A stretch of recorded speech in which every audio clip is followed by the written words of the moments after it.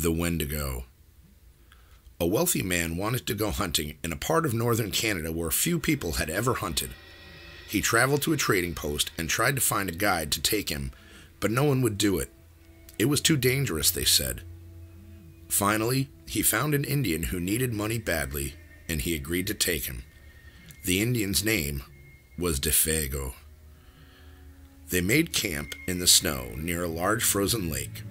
For 3 days they hunted, but they had nothing to show for it. The third night, a windstorm came up. They lay in their tent listening to the wind howling and the trees whipping back and forth. To see the storm better, the hunter opened a tent flap.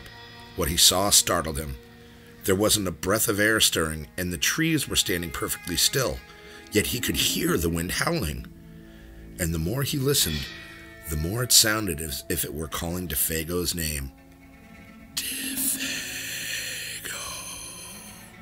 It called, Defego. I must be losing my mind, the hunter thought. But Defego had gotten out of his sleeping bag. He was huddled in a corner of the tent, his head buried in his arms. "What's this all about?" the hunter asked. "It's nothing," Defego said. But the wind continued to call him, and Defego became more tense and more restless. Defego. It called, Defego. Suddenly, he jumped to his feet, and he began to run from the tent, but the hunter grabbed him and wrestled him to the ground. "You can't leave me out here," the hunter shouted. Then the wind called again, and Defego broke loose and ran into the darkness. The hunter could hear him screaming as he went. Again and again he cried, "Oh, my fiery feet, my burning feet of fire!" Then his voice faded away, and the wind died down. At daybreak, the hunter followed Defego's tracks in the snow. They went through the woods, down the lake, and out onto the ice. But soon he noticed something strange. The steps Defego had taken got longer and longer. They were so long, no human being could have taken them. It was as if something had helped him to hurry away. The hunter followed the tracks out to the middle of the lake, but there they disappeared. At first, he thought that Defego had fallen through the ice, but there wasn't any hole. Then he thought that something had pulled him off the ice into the sky, but that made no sense. As he stood wondering what had happened, the wind picked up again. Soon it was howling as it had the night before. Then he heard Defego's voice. It was coming from up above. And again he heard Defego screaming, "My fiery feet! My burning feet!" But there was nothing to be seen. Now the hunter wanted to leave that place as fast as he could.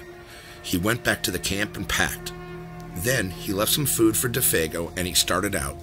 Weeks later, he reached civilization. The following year, he went back to hunt in that area again.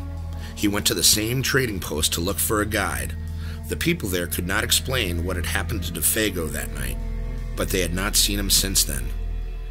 "Maybe it was the Wendigo," one of them said, and he laughed. "It's supposed to come with the wind. It drags you along at great speed until your feet are burned away, and more of you than that. Then it carries you into the sky, and it drops you. It's just a crazy story, but that's what some of the Indians say." A few days later, the hunter was at the trading post again. An Indian came in and sat by the fire. He had a blanket wrapped around him, and he wore his hat so that you couldn't see his face. The hunter thought there was something familiar about him. He walked over and he asked, "Are you Defego?" The Indian didn't answer. "Do you know anything about him?" No answer.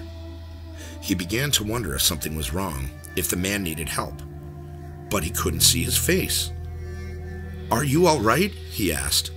No answer. To get a look at him, he lifted the Indian's hat. Then he screamed.